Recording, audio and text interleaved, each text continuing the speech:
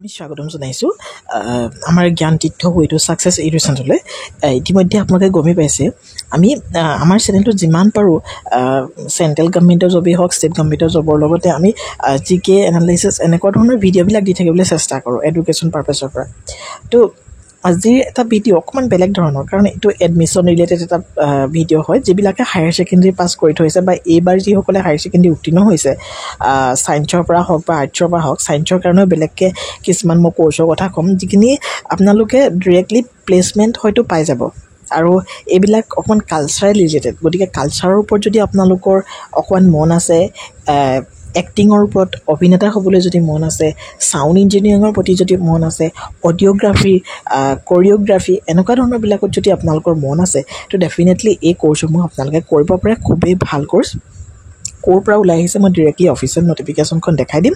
আৰু সবিশেষ যদি আপোনালোকৰ জানিবলগীয়া থাকে তো ডেফিনেটলি আপোনালোকে আমাৰ যিটো টেলিগ্ৰাম চেনেল যিটো মেইল ID ডেছক্ৰিপশ্যনত মেইল ID পাব, তাতে আপোনালোকে গৈ পিনে আমাৰ সৈতে কণ্টেক্ট কৰিব পাৰিব। আৰু আমাৰ টেলিগ্ৰাম চেনেলটো কিন্তু আপোনালোকে জইন কৰি ল'ব। তাতে আমি ৰেগুলাৰ মক টেষ্টসমূহ যিহেতু দি থাকোঁ। বাৰু যি নহওক, চাওক, doctor Bhupen Hazarika regional government film and television institute, এটা film and television institute doctor Bhupen Hazarika regional government. এইটো একচুৱেলি নিউ দিল্লীত আছে। এইটো এফিলেটেড আমাৰ অসমতো এফিলেট কৰিছে, গুৱাহাটী চাংচাই।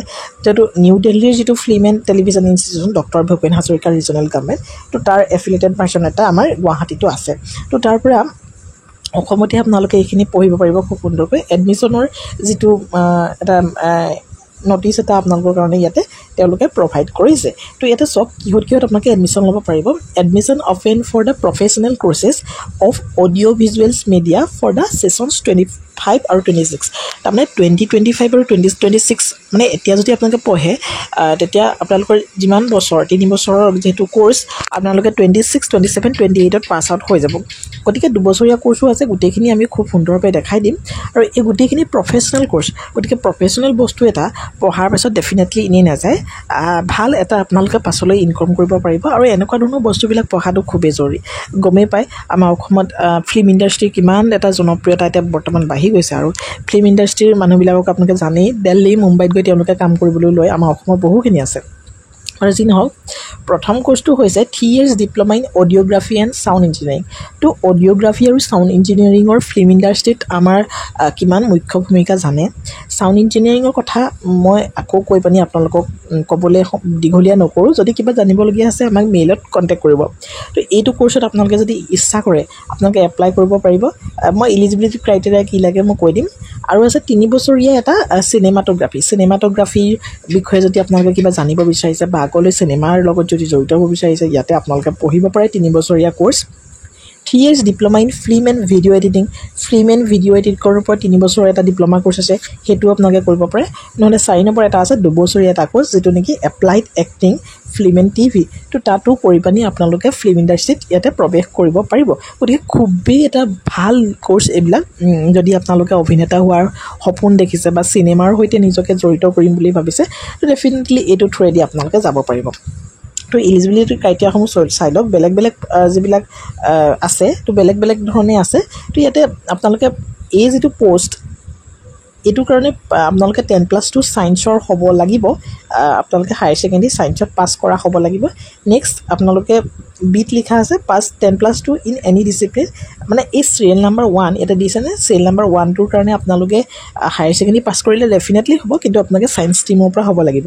তাৰমানে আৰ্টছ কমাৰ্চৰ পৰা হ'লে নহ'ব। আপোনালোকে ছাউণ্ড ইঞ্জিনিয়াৰিং কৰিবলৈ বা অডিঅ'গ্ৰাফী কৰিবলৈ আপোনালোকে ছায়েন্সৰ ডিগ্ৰীধাৰী ছায়েন্সৰ হায়াৰ ছেকেণ্ডেৰী পাছ হ'ব লাগিব।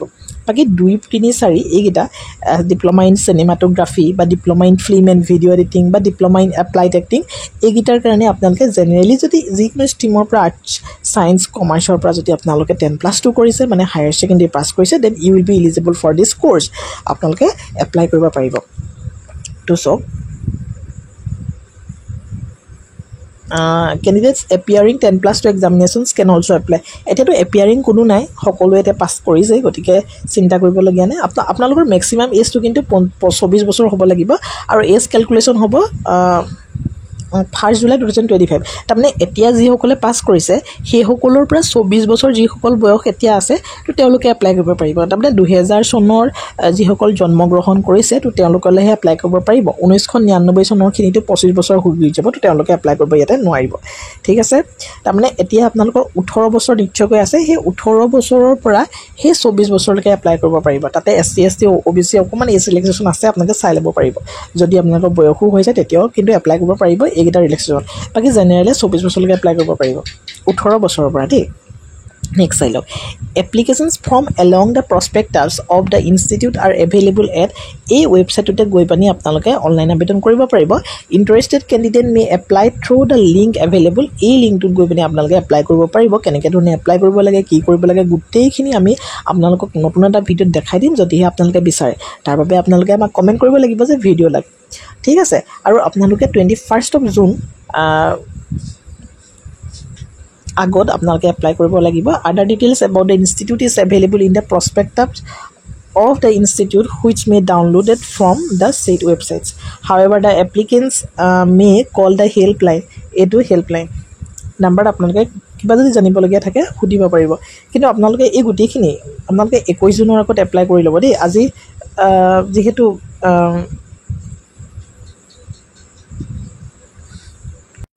গতিকে যিমান পাৰে সোনকালে এপ্লাই কৰি লওক কাৰণ 26 জুনত আপোনালোকে এডমিটে পাব ডেট অফ ৰিটেন টেষ্টটো ইয়াত ঘোষণা কৰি থৈছে 29 জুন আৰু এই গোটেইখিনি দিয়া আছে ঠিক আছে তো ভিডিওটো কিমানে আছিল যাতে আপোনালোকে কথাখিনি জানিব পাৰে তো thank you so much see you in the next video